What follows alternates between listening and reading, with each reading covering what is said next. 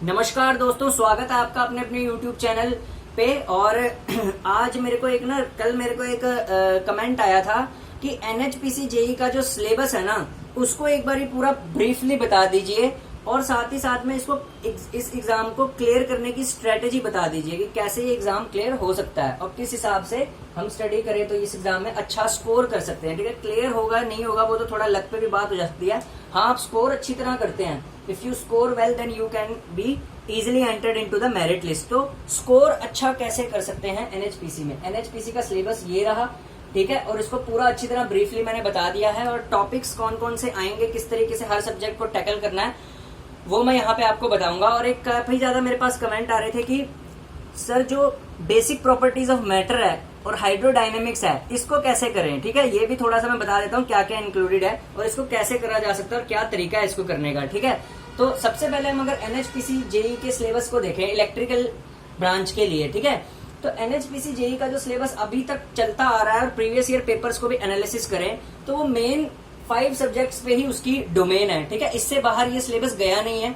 ठीक है, और ये बेसिकली जो सिलेबस है वो कार्बन कॉपी है टेक्निकल पोर्शन में SSC जेई एग्जाम का। ठीक है, SSC जेई एग्जाम जो होता है ये वाला SSC junior engineer staff selection commission junior engineer electrical का, अगर इसकी साइट पे जाते हैं तो SSC जेई का जो हमारे पास एग्जाम होता है उसी का कार्बन कॉपी सिलेबस इन्होंने मारा हुआ है। यानी कि अगर हम SSC जेई की बात करें तो ये जो सब्जेक्ट्स हमारे पास लिखे हुए हैं इनसे बाहर कभी भी SSC जेई में आया नहीं है। तो NHPC जेई भी इसी को लेकर चलता है। किसको? सबसे पहला सब्जेक्ट है बेसिक इलेक्ट्रिकल। बेसिक इलेक्ट्रिकल भर भर के मिलता है NHPC में भी, ठीक है, जैसे SSC जेई में मिलता है। इसी तरह फिर नेक्स्ट सब्जेक्ट है इलेक्ट्रिकल मशीन्स। ठीक है, फिर है हमारे पास पावर सिस्टम्स। पावर सिस्टम में तीनों पार्ट में से बराबर बराबर क्वेश्चन पूछे जाते हैं, जैसे जनरेशन, ट्रांसमिशन, डिस्ट्रीब्यूशन, प्लस में यूजी केबल्स का मतलब है अंडरग्राउंड केबल्स। तो ये सारा आपको कवर करना है। उसके बाद इलेक्ट्रिक मेजरिंग इंस्ट्रूमेंट्स बहुत ही इंपॉर्टेंट सब्जेक्ट है और इलेक्ट्रिक मेजरिंग इंस्ट्रूमेंट से ये बहुत ज्यादा पेपर को कवर करता है। उसके बाद नेक्स्ट हमारे पास जो है वो हमारे पास है estimation and costing. Estimation and costing एक ऐसा सब्जेक्ट है जो बहुत ही इजी सब्जेक्ट है और छोटा सा भी है, लेकिन इसके क्वेश्चन बहुत बारीकी से पूछे जाते हैं। आपको इसको पढ़ना बहुत जरूरी है। उसके बाद basic electronics up to JFET।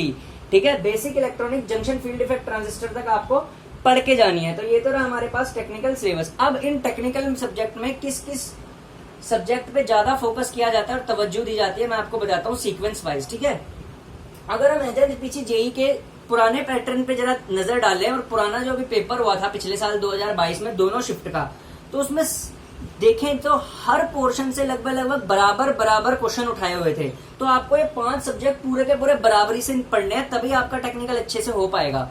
बराबर बराबर कैसे? जितने क्वेश्चन बेसिक इलेक्ट्रिकल के पूछे हुए थे मशीन्स के भी उतने ही थे, पावर सिस्टम के भी उतने ही थे। यानी कि कोई सब्जेक्ट किसी पे डोमिनेट नहीं कर रहा था। जैसे अगर हम नॉर्मल जेई एग्जाम्स की बात करें जो बाकी सारे जेई एग्जाम्स के होते हैं, जैसे इलेक्ट्रिकल वाले PGCIL कंपनी का पेपर देते हैं, power grid corporation of India limited, वहां पे हमेशा पावर सिस्टम को डोमिनेट किया जाता है बाकी सारे सब्जेक्ट्स पे। ठीक है, आप देखते होंगे पावर सिस्टम को, या कोई भी स्टेट इलेक्ट्रिसिटी बोर्ड का पेपर आप उठा ले, Himachal Pradesh electrical power corporation का उठा ले, उत्तराखंड इलेक्ट्रिकल पावर कॉर्पोरेशन का उठा ले, और UPPCL भी पावर सिस्टम को करता है डोमिनेट। ठीक है, थोड़ा बहुत, ठीक है, करता है। या फिर पंजाब में PSPCL उठा ले, Punjab state electrical power corporation, Haryana में HPGCL उठा ले, Haryana power generation corporation limited. तो स्टेट इलेक्ट्रिसिटी बोर्ड क्या करते हैं, वो तो पावर सिस्टम और इलेक्ट्रिकल मशीन को डोमिनेटिंग सब्जेक्ट बनाते हैं। यहाँ पे कोई भी सब्जेक्ट किसी पे डोमिनेट नहीं करता भैया, ये NHPC है। पूछेगा सिर्फ इन्हीं 5 सब्जेक्ट से, लेकिन सबसे लगभग बराबर पूछेगा। ठीक है, तो आप जरा ध्यान से समझिए। जैसे बेसिक इलेक्ट्रिकल जब आप पढ़ रहे हैं तो आपको इसको प्रॉपरली पढ़ना है, उतना ही प्रॉपरली पढ़ना है जितना मशीन्स पढ़ेंगे, क्योंकि इनसे इक्वल ही क्वेश्चन आएंगे। अब बेसिक इलेक्ट्रिकल में क्वेश्चन उठाता कहां से है? बेसिक इलेक्ट्रिकल में कहां से क्वेश्चन उठाता है? बेसिक इलेक्ट्रिकल में क्वेश्चन उठाता है generally equivalent resistance, equivalent capacitance, equivalent inductance के जो न्यूमेरिकल्स नहीं होते वो आपको करके जाने पड़ेंगे। यहीं से ये सबसे ज्यादा क्वेश्चन उठाता है बेसिक इलेक्ट्रिकल में। उसके बाद जैसे ही आप इक्विवेलेंट रेजिस्टेंस, कैपेसिटेंस और इंडक्टेंस से क्वेश्चन कर लेंगे, उसके बाद एक इसका ना तरीका होता है पूछने का, इसका और SSC जेई का क्या होता है, लैंप्स वाले क्वेश्चन नहीं होते भैया, 2 लैंप सीरीज में कनेक्ट है, पैरेलल में कनेक्ट है, विच विल ग्रो ब्राइटर, एक ऐसा नहीं होता है, ऐसी ट्रिक वाला क्वेश्चन होता है विच विल ग्रो ब्राइटर। ठीक है, या फिर 2 लैंप पैरेलल में कनेक्ट है, 2 लैंप सीरीज में कनेक्ट है, उनमें से तेज कौन जलेगा इस टाइप का, या फिर न्यूट्रल ब्रेक हो जाए तो कौन सा ज्यादा पावर कंज्यूम करेगा, कौन सा ज्यादा पावर एब्जॉर्ब करेगा। तो इस तरीके के क्वेश्चन इसमें पूछे जाते हैं बेसिक इलेक्ट्रिकल में, ठीक है। और एक ना बेसिक इलेक्ट्रिकल में इनका फेवरेट टॉपिक होता है flux is equals to MMF over reluctance वाली, वो नहीं होती इक्वेशन, फॉर्मूला होता है एक, उस पर बहुत क्वेश्चन पूछ देगा। कभी कभार उसकी मैग्नेटिक इंटेंसिटी निकालने को बोल देगा उसी फॉर्मूले से, नंबर ऑफ टर्न्स निकालने को बोल देगा उसी फॉर्मूले से, कभी कभार कुछ भी निकालने को बोल देते हैं। और एक इंडक्टेंस में एक फॉर्मूला होता है, बेसिक इलेक्ट्रिकल में डालता है क्वेश्चन। जब इंडक्टर का टॉपिक पढ़ते हैं तो एक फॉर्मूला आता है L is equals to N phi by I. ये फॉर्मूला आपको ध्यान में रखने का बहुत इंपॉर्टेंट है, बच्चे भूल जाते हैं, और यहाँ से क्वेश्चन ये बेसिक इलेक्ट्रिकल में जरूर डालता है, ठीक है। और एक flux is equals to MMF over reluctance वाला जो फॉर्मूला है, उससे भी बेसिक इलेक्ट्रिकल में आपको विभिन्न तरीके की चीजें निकालने को दे देगा, ठीक है।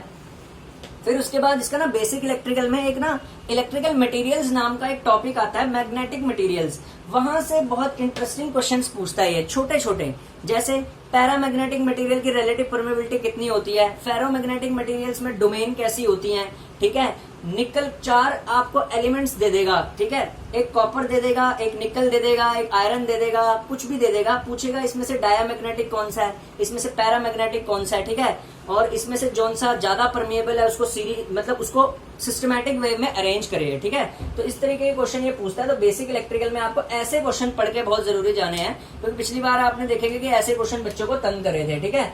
फिर उसके बाद बेसिक इलेक्ट्रिकल जब आप पढ़ लेंगे, आपने सबसे ज्यादा फोकस करना इलेक्ट्रिकल मशीन्स में। देखिए इलेक्ट्रिकल मशीन चाहे कम आए चाहे ज्यादा आए, लेकिन इसको पढ़ना बहुत जरूरी है, क्योंकि जो इलेक्ट्रिकल इंजीनियर असली बनाता है, ठीक है, और वास्तविकता में जो एग्जाम क्लियर करने के बाद जिसपे काम होता है, जनरली हाइड्रो पावर प्लांट्स में सिंक्रोनस मशीन्स आपको चलती हुई दिखेंगे, अल्टरनेटर दिखेगा वहां पे, जनरेटर दिखेगा आपको, ठीक है, तो क्योंकि वहां पे जनरेशन हो रहा है। तो इलेक्ट्रिकल मशीन्स आपको पढ़नी बहुत जरूरी है। हर इलेक्ट्रिकल इंजीनियर को इलेक्ट्रिकल मशीन्स की नॉलेज होनी चाहिए।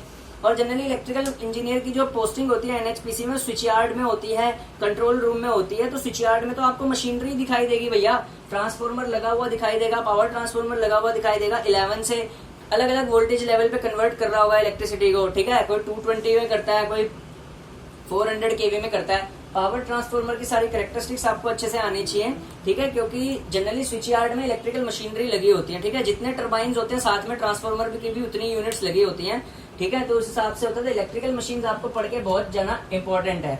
अब इलेक्ट्रिकल मशीन्स में कहाँ से क्वेश्चन पूछता है, सबसे इंपॉर्टेंट इलेक्ट्रिकल मशीन्स में एक ना इसका सबसे मेन जो होता है वो होता है तीन सब्जेक्ट्स इसके बड़े मेन होते हैं। सबसे ज्यादा क्वेश्चन ये सिंक्रोनस मशीन से पूछता है। सिंक्रोनस मशीन इसकी फेवरेट है और पूछना भी चाहिए इसको, बिकॉज सिंक्रोनस मशीन्स जो होती हैं पावर प्लांट्स में बहुत ज्यादा यूज में आती हैं। हेंस सिंक्रोनस मशीन से इतने ज्यादा क्वेश्चन पूछता है। जनरली डैम्पर वाइंडिंग से क्वेश्चन पूछ लेगा, पूछे 4 मोटरें दे देगा, पूछेगा इसमें से वो क्या बोलते हैं सेल्फ स्टार्टिंग कौन सी है कौन सी नहीं है, ठीक है। सिंगल फेज इंडक्शन मोटर को भर भर के देता है ये, ठीक है, क्वेश्चन।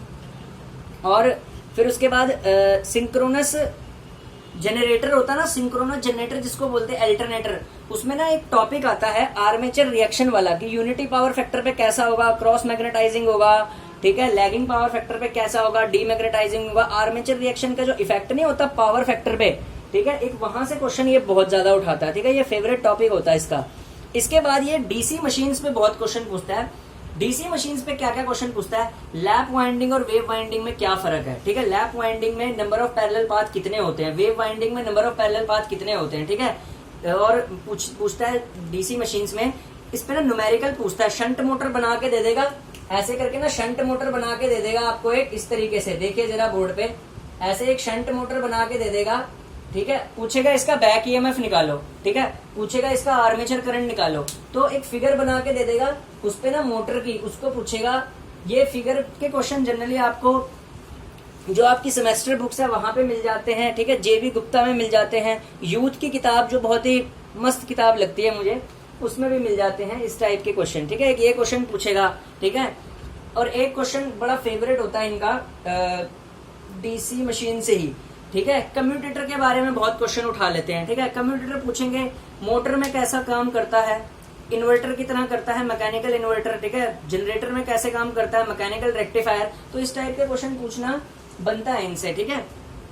उसके बाद डीसी मोटर की कैरेक्टरिस्टिक्स सबसे इंपॉर्टेंट टॉपिक होता है। डीसी मोटर की कैरेक्टरिस्टिक्स किसी भी जेई एग्जाम्स में ये भी क्या करता है, एक ना आपको ग्राफ बना के दे देगा। ग्राफ बनाने के बाद पूछेगा किस मोटर की कैरेक्टरिस्टिक है। जैसे फॉर एग्जांपल ये है, ठीक है, ऐसे करके ग्राफ बना देगा, ठीक है। अब पूछेगा ये किसकी एंटी कैरेक्टरिस्टिक्स है, ठीक है। तो ऐसे क्वेश्चन आपको बड़े ध्यान से रखने हैं, मोटर की कैरेक्टरिस्टिक्स पे पूछता है, ठीक है। और मोटर की एप्लीकेशंस इनकी फेवरेट होती है जेई एग्जाम्स की, ठीक है। मोटर की एप्लीकेशन जरा पढ़ जाना।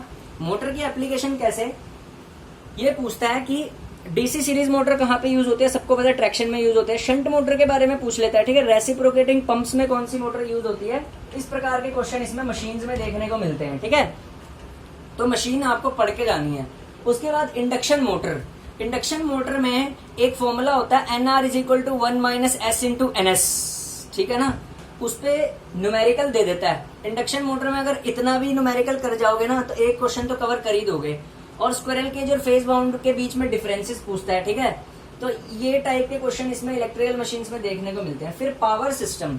पावर सिस्टम में जनरेशन पढ़ना जरूरी है, ट्रांसमिशन पढ़ना जरूरी है, डिस्ट्रीब्यूशन भी, अंडरग्राउंड केबल पढ़ना भी बहुत जरूरी है। मैं उल्टा चलता हूँ, इसका फेवरेट टॉपिक ना अंडरग्राउंड केबल जरूर होता है। अंडरग्राउंड केबल में से आपको केबल की फिगर दिखा देगा, पूछेगा इसमें आर्मरिंग कौन सी है, सर्विंग कौन सी है, ठीक है। और अंडरग्राउंड केबल में डिफरेंट टाइप्स की जो केबल होती है उनकी वोल्टेज लेवल पूछेगा। लो टेंशन केबल कहाँ तक के लिए यूज होती है, सुपर टेंशन केबल कहाँ तक के लिए यूज होती है, ठीक है। हाई टेंशन केबल कहाँ तक के लिए यूज होती है, एक्स्ट्रा सुपर वोल्टेज केबल किस वोल्टेज लेवल के लिए यूज होती है, इस टाइप के क्वेश्चन पूछता है। और एक बहुत ही इंपॉर्टेंट टॉपिक होता है कि लेड शीट का प्रयोग किस, लेड शीट का जो यूज होता है वो किस लिए करा जाता है अंडरग्राउंड केबल्स में, और क्या आर्मरिंग होती है, क्या सर्विंग होती है, इस टाइप के क्वेश्चन इससे उठाने बनते हैं, ठीक है।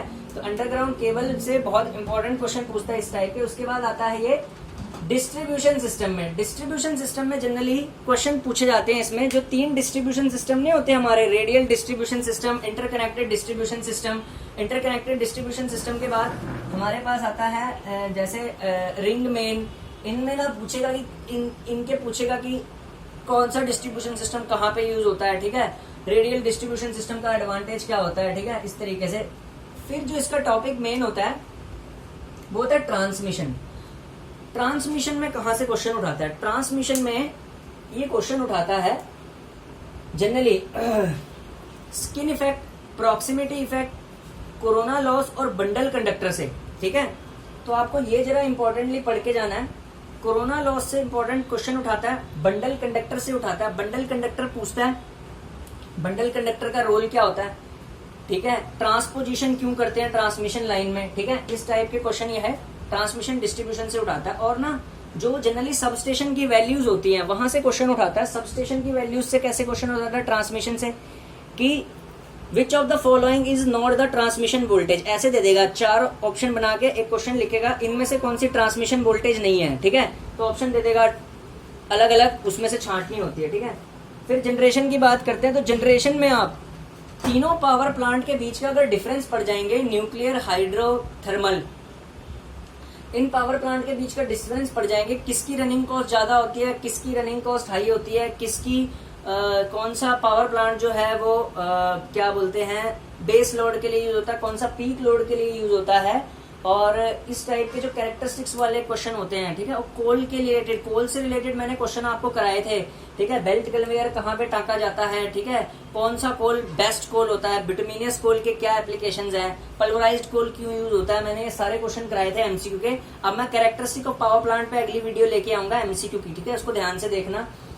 तो ऐसे क्वेश्चन पूछे जाते हैं। अच्छा, एक क्वेश्चन जनरेशन में इसका बहुत इंपॉर्टेंट होता है, वो होता है टरबाइन से रिलेटेड, ठीक है। कैपलान टरबाइन कहाँ पे यूज होता है, फ्रांसिस टरबाइन कहाँ पे यूज होता है, लो हेड के लिए कौन सा टरबाइन यूज होता है, हाई हेड के लिए कौन सा टरबाइन होता है, उनके हेड की वैल्यूज, ठीक है। तो जनरेशन में आपको ये पढ़ के जरूर जाना है, हेड और उनकी वैल्यूज, ठीक है। फिर electric measurements and measuring instrument. Electric measurements and measuring instrument एक छोटा सब्जेक्ट है, लेकिन ये ऐसे टाइप के एनएचपीसी टाइप के एग्जाम्स के लिए बहुत ही इंपॉर्टेंट सब्जेक्ट है। Electric measurements and measuring instruments में आपसे जो पूछा जाता है वो जनरली पूछा जाता है पीएमएमसी, बहुत इंपॉर्टेंट टॉपिक है इसके लिए, ठीक है। पीएमएमसी किस पे काम करता है, ऐसे क्वेश्चन, कौन सा उसमें कंट्रोलिंग एलिमेंट यूज होता है, ठीक है। डैम्पिंग किससे करते हैं, ठीक है। ऐसे ऐसे मूविंग आयरन मूविंग कॉइल पे क्वेश्चन पूछ लेता है। एयर फ्रिक्शन डैम्पिंग किसमें यूज होती है, ठीक है, बेसिक बेसिक क्वेश्चन। ब्रिजेस से रिलेटेड क्वेश्चन पढ़ जाना भैया, कौन सा ब्रिज किस क्वालिटी फैक्टर के लिए यूज होता है, ठीक है, कौन सा ब्रिज कैपेसिटेंस को मेजर करता है, ठीक है, कौन सा ब्रिज की एप्लीकेशन क्या है, ठीक है। तो इसमें क्या करना, मीटर्स आपको पढ़ने हैं, ब्रिजेस आपको पढ़ने हैं, और एक इंपॉर्टेंट टॉपिक जो बच्चे जनरली छोड़ के जाते हैं वो होता है सीआरओ। सीआरओ पढ़ना electric measurements and measuring instrument में जरूरी है। पिछली बार मैंने पेपर एनालिसिस किया, दोनों शिफ्ट के अंदर सीआरओ आया था, ठीक है। सीआरओ पढ़ना आपको जरूरी है। उसके बाद estimation and costing. Estimation and costing जो सब्जेक्ट है ये ज्यादा बड़ा सब्जेक्ट नहीं है, और इसमें आपको सिर्फ थोड़ी थोड़ी चीजें पढ़नी है। एक आपको अर्थिंग पढ़नी है, अर्थिंग में प्लेट और पाइप अर्थिंग पढ़नी है। दूसरी अर्थिंग का ऑब्जेक्टिव क्या है। तीसरा आपको जो पढ़ना है वो पढ़ना है कि डिफरेंट डिफरेंट टाइप्स का जो वायरिंग सिस्टम होता है, ठीक है, क्लट वायरिंग कहाँ पे यूज करते हैं, ठीक है, और ब्रांच सर्किट में कितने पॉइंट्स होने चाहिए, ठीक है, और कंसील कंडक्ट वायरिंग कहाँ पे यूज होती है, ठीक है, और केसिंग केपिंग कहाँ पे यूज होती है, उनकी फिगर्स उनके स्पेसिफिकेशंस आप पढ़ जाइए। आप आराम से एस्टिमेशन एंड कॉस्टिंग में 1 या 2 क्वेश्चन अटेम्प्ट कर लेंगे, ठीक है। और एस्टिमेशन एंड कॉस्टिंग में आपको यहीं तक, हाँ, एस्टिमेशन एंड कॉस्टिंग में एक टॉपिक और ऐड होता है जो मैं यहाँ पे लिखना भूल गया, वो आपको करना पड़ेगा, वो है Indian electricity rules. IE rule से अभी तक क्वेश्चन नहीं आए एनएचपीसी में, आईई रूल से अभी तक क्वेश्चन नहीं आए इलेक्ट्रिसिटी रूल से, लेकिन मेरे को लग रहा है इस बार आएंगे, ठीक है, तो यहाँ पे आप कर सकते हैं, ठीक है। उसके बाद बेसिक इलेक्ट्रॉनिक्स अप टू जेएफईटी लिखा हुआ है इसमें, ठीक है। तो बेसिक इलेक्ट्रॉनिक्स में आपको क्या पढ़ना है, आपको डायोड की कैरेक्टरिस्टिक्स पढ़नी है, ठीक है, सेमीकंडक्टर्स के बारे में पढ़ना है, इंस्ट्रिक्टिक सेमीकंडक्टर एक्सट्रिक्टिक सेमीकंडक्टर में क्या फर्क होता है, इंस्ट्रिक्टिक सेमीकंडक्टर के यूजेस क्या होते हैं, ठीक है, एनर्जी गैप बैंड कितना होता है किसका, ठीक है, फॉरवर्ड वोल्टेज क्या होती है, नी वोल्टेज क्या होती है, ठीक है, ये सब आपको पढ़ना है, ठीक है। और उसके बाद आपको क्या क्या उसके बाद आपको ट्रांजिस्टर पढ़ना है, ट्रांजिस्टर के तीनों एप्लीकेशंस पढ़ जाइए, रेक्टिफायर पढ़ जाइए, डायोड पढ़ जाइए, और एक इंपॉर्टेंट डायोड होता है जीनर डायोड, उसको आप स्किप मत करिए, और एलईडी को। पिछली बार एलईडी से 7 सेगमेंट डिस्प्ले का क्वेश्चन आया था, तो एलईडी को आप अच्छे से तरीके से पढ़ जाइए। एलईडी और फोटो डायोड वो यहाँ पे बहुत ज्यादा इंपॉर्टेंट है, ठीक है। और junction field effect transistor clearly mentioned है पेपर में, और जेएफईटी से 1-2 क्वेश्चन इसमें पूछ लेता है जेएफईटी से, ठीक है। उसके बाद आ जाते हैं नॉन टेक में। नॉन टेक नहीं, अभी इन्होंने एक सब्जेक्ट ऐड किया साथ में, बेसिक प्रॉपर्टी ऑफ मैटर। यहाँ पे मैंने लिखा है ये सब्जेक्ट सिरदर्दी बना हुआ है, बेसिक प्रॉपर्टी ऑफ मैटर, क्योंकि इलेक्ट्रिकल इंजीनियरिंग का सब्जेक्ट नहीं है, लेकिन इसको कैसे टैकल किया जाए, तो इसको टैकल करने का कोई तरीका नहीं है। ये कहाँ से मिलेगा आपको, ये आपकी ना जो सेमेस्टर बुक होती है ना डिप्लोमा और बीटेक की, उसमें एक जगह आती है, टॉपिक आता है basic property of matter, physics की बुक में।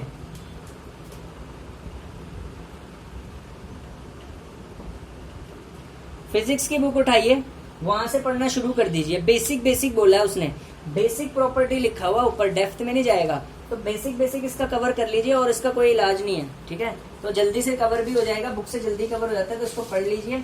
यहाँ से आपका बेसिक प्रॉपर्टी ऑफ मैटर और हाइड्रोडायनेमिक्स कवर हो जाएगा। उसके बाद नॉन टेक्निकल में हमारे पास रीजनिंग है और जीके है। रीजनिंग का जो लेवल होता है इसमें, ठीक है, वो SSC CGL प्लस CHSL जितना होता है, ठीक है, इतना ही लेवल होता है रीजनिंग का, देख लेना, ठीक है। तो इतना ही लेवल रहेगा, बेसिक रीजनिंग आती है। उसके बाद GS जनरल स्टडीज के अंदर आपको क्या क्या पढ़ना है। जनरल स्टडीज के अंदर आपको एक तो करंट अफेयर्स पे फोकस करना है, CA लिख दिया मैंने, करंट अफेयर्स, ठीक है, शॉर्ट फॉर्म में करंट अफेयर्स पे फोकस करना, plus history, geography plus polity. अब सीक्वेंस देखो जरा, सीक्वेंस देखो जरा ध्यान से, ठीक है, सीक्वेंस देखना, सीक्वेंस देखना। पॉलिटी सबसे ज्यादा पढ़नी है, जीएस में पॉलिटी सबसे ज्यादा पढ़नी है। उसके बाद ज्योग्राफी, लास्ट में हिस्ट्री। हिस्ट्री से सबसे कम क्वेश्चन पूछता है ये, ठीक है, तो हिस्ट्री से सबसे कम क्वेश्चन पूछता है, ज्योग्राफी सबसे ज्यादा, पॉलिटी सबसे ज्यादा, और हिस्ट्री से सबसे कम, ठीक है। थैंक यू, ये एनालिसिस है, इससे बाहर कुछ नहीं आना।